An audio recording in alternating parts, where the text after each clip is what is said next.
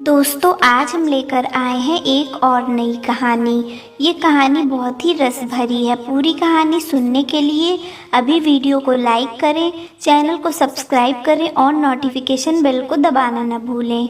मेरा चक्कर उस समय से चलना शुरू हो गया था जब मेरी कॉलेज की पढ़ाई पूरी हुई थी। उसके पहले तक मैं इस पूरे खेल से बिल्कुल अनजान थी।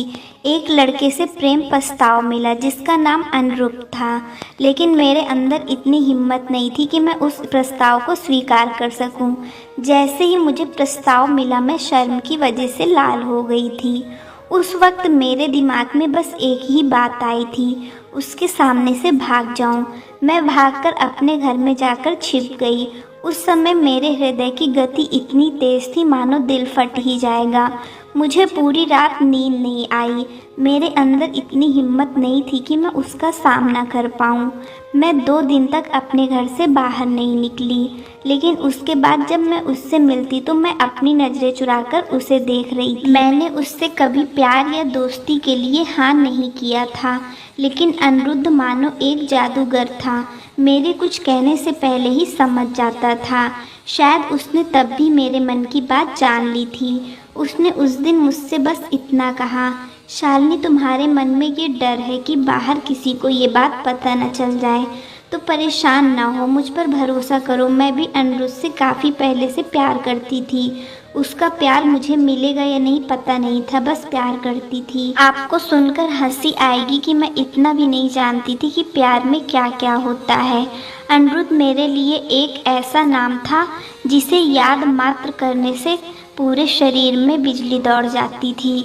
अनिरुद्ध देखने में स्मार्ट था। उसे ये बात बहुत अच्छी से पता थी कि क्या बात कब और कैसे शुरू करनी है।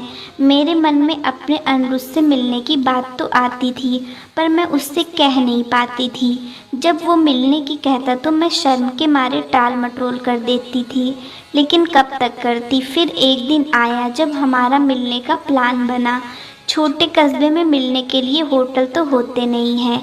शहर पास में नहीं था। हम लोग शहर तक जाने की कभी हिम्मत नहीं जुटा पाए। एक दिन अनिरुद्ध के घर में कोई नहीं था। उसने मुझे अपने घर पर बुलाया। मैंने भी हाँ कर दिया क्योंकि मैं मिलने के लिए बहुत तड़प रही थी।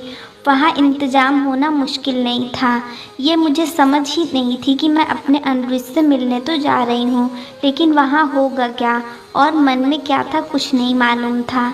आज मैं पहली बार उसे बिल्कुल पास से देखूंगी, उसका हाथ पकड़कर बातें करूंगी। मुझे क्या पता था कि उधर से अनिरुद्ध की कुछ अलग ही प्लानिंग थी।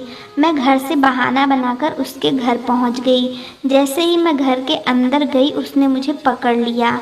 मैं तो अपनी शुद्ध बुद्ध पूरी तरह से खो बैठी थी और मैं उसी में समा गई।